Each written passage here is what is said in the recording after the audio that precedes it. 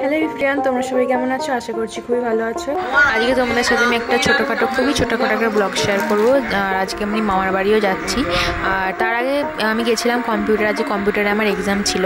আগের দিন ছিল ট্যালিড এক্সাম আর আজকে ছিল বেসিকের এক্সাম, তো সেটাই দিতে গেছিলাম। আর এক্সাম দিতে গিয়ে তো খুব বৃষ্টি পড়ছিল, মাঝখানে রাস্তায় আটকে গেছিলাম। তারপর একটু বৃষ্টিটা থামলে তারপর বেরিয়েছিলাম, কারণ এক্সামের জন্য দেরি হয়ে যাচ্ছিলো, অনেক সবাই চলে এসেছিলো তাই জন্য। আর এখানে আমার এক্সাম দেওয়া হয়ে গেছে।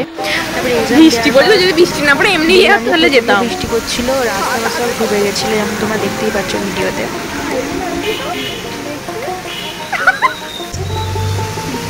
ট্রেন থেকে এখানে শিখছে বাবা, দেখ দেখ বাইকটা যাচ্ছে, দেখ বৃষ্টি তো আর থামেনি, তাই জন্য ভাবলাম যে বেরিয়ে পড়ি, কারণ আমাকে মামার বাড়িও যেতে হবে, দেরি হয়ে যাবে, বেশি সন্ধে করা যাবে না। তাই জন্য আমরা এখানে বেরিয়ে পড়লাম ভিজে ভিজে। তারকেশ্বরের কি অবস্থা দেখো, পুরো রাস্তা ডুবে গেছে, সব ডোবার জল ছিল, সব জলগুলো রাস্তার সাথে মিশে গেছে পুরো। জল রে, সেটাই তো।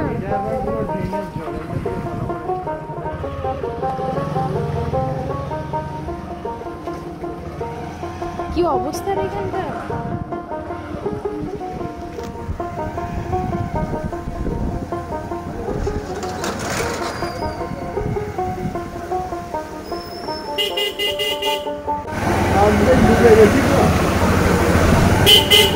কি অবস্থা রে, আর্ধেক ডুবে গেছে সব।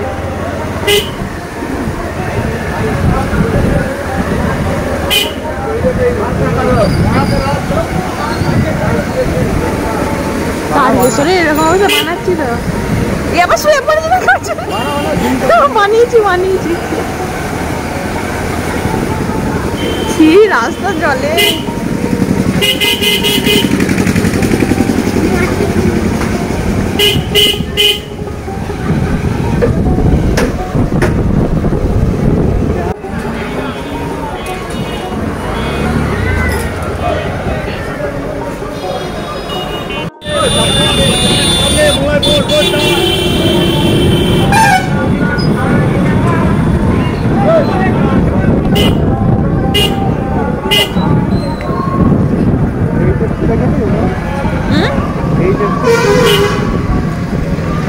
এই জ্যাপসি জানি তো, এই তো কোথায় গেল রে।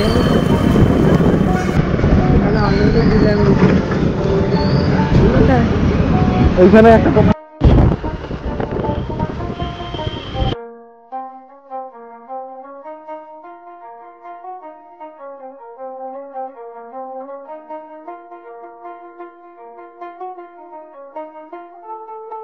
তারপর বাড়ি আসার পথে দেখলাম যে একটা টেম্পো উল্টে গেছে, এখানে দেখতে পাবে একটু পরেই ভিডিওটাতে।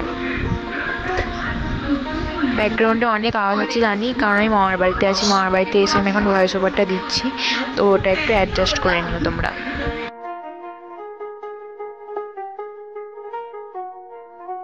বাড়ি আস্তে আস্তে দেখছি আকাশটা অনেকটাই পরিষ্কার হয়ে গেছিলো, আর দেখো কি সুন্দর ধান বসাচ্ছে।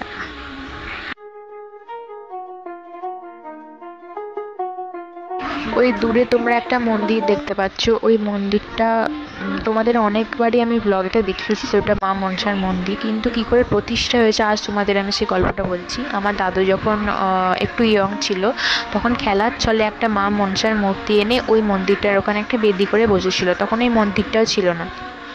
তো তখন ওই বেদিটাতে বসায়, তারপর থেকে খুব ধুমধাম করে পুজো হয়, মেলা হয়, অনেক কিছু হয়। আর এই ঠাকুরটা কিন্তু খুবই জাগ্রত ঠাকুর, যদি মা মনসার কাছে কিছু চাও সে তোমার মনস্কামনা পূর্ণ হবেই হবে।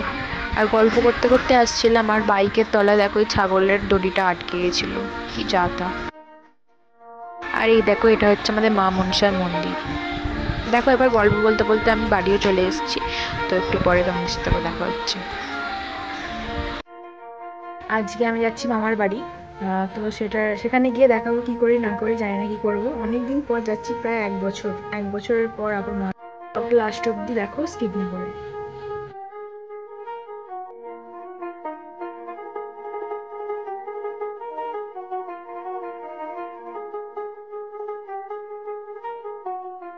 যাওয়ার পথে একটু আমও কিনে নিচ্ছিলাম মামার বাড়ির জন্য, আর বাড়ির জন্য দাদা বাড়ি নিয়ে চলে যাবে আর আমি মামার বাড়ি নিয়ে যাবো। এই যে মার বাড়ি যাবে বলে দিদা খবর দিয়ে গিয়ে দাঁড়িয়েছিল বাইরে। যাচ্ছি। এই জাস্ট মার বাড়ি এলাম, আর অনেক দিন পর এলাম, হেভি লাগছে। আর একজনের জন্য অপেক্ষা করছি, আর একজন আসবে, তাকে সে যখন আসবে তখন দেখাবো। তো তোমাদেরকে বলেছিলাম যে একজনের জন্য অপেক্ষা করছি, কার জন্য অপেক্ষা করছি?